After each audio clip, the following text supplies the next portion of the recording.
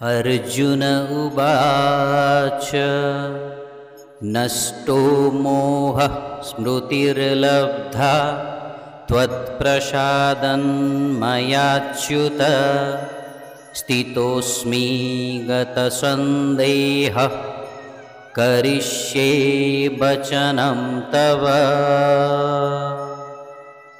बंधुगण, प्रारंभरे अर्जुन एक विभ्रांतिकर परिस्थितिर सम्मुखीन होइथिले एवं सही परिस्थिति रे तांकठारे निजर कर्तव्य को नहीं संदेह देखा जाइथिला। दुखरे अभिभूत होई अस्त्र और शस्त्र त्याग करी रथ उपरे बसी पड़ी से स्वीकार करिथिले जे तांकर शोकाभिभूत मन और इंद्रियंकर उपचार पाई कौनसी उपाय खोजी पाई पारु नाहंती।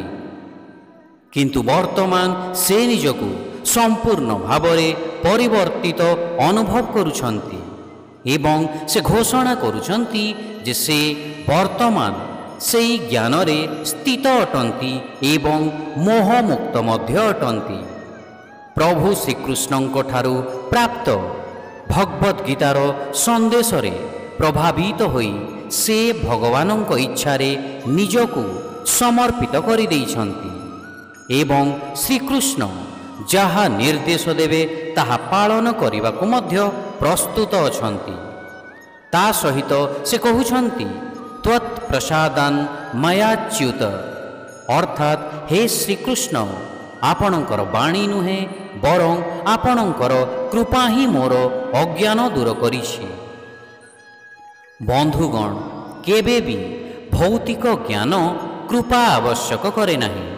आमे शिक्षा अनुष्ठान मानकरे किंबा शिक्षकंकु अर्थ देई प्रति बदलरे ज्ञान पाई थाउ, किंतु आध्यात्मिक क्षेत्र रे ज्ञान क्रय किंबा विक्रय करा जाई पारिबो नाही। एहा गुरु शिष्य परंपरा द्वारा कृपावशतः प्रदान करा जाए एवं श्रद्धा और दीनता द्वारा ग्रहण करा जाए। आमे जदि अहंकार युक्त होई भगवद गीता अध्ययन करिबाकु जिबा जे मु बहुत बुद्धिमान, एही उपदेशर मूल्य कौन ताहा मु निर्धारण करिबी, तेबे आमे कदापि एहाकु बुझिबाकु समर्थ हेबा नाही।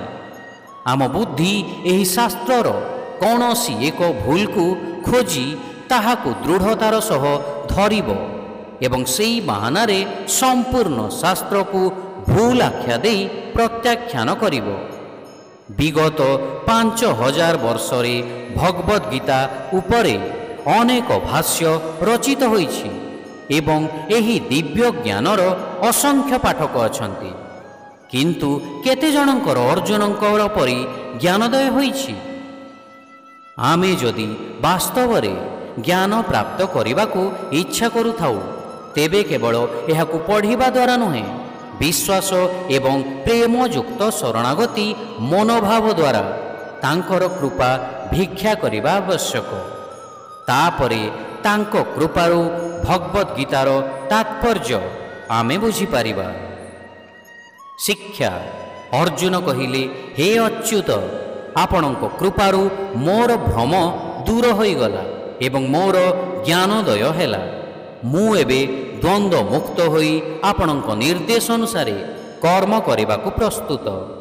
Arjun said, O infallible one, by your grace my illusion has been dispelled and I am situated in knowledge. I am now free from doubts and I shall act according to your instructions. Hare Krishna.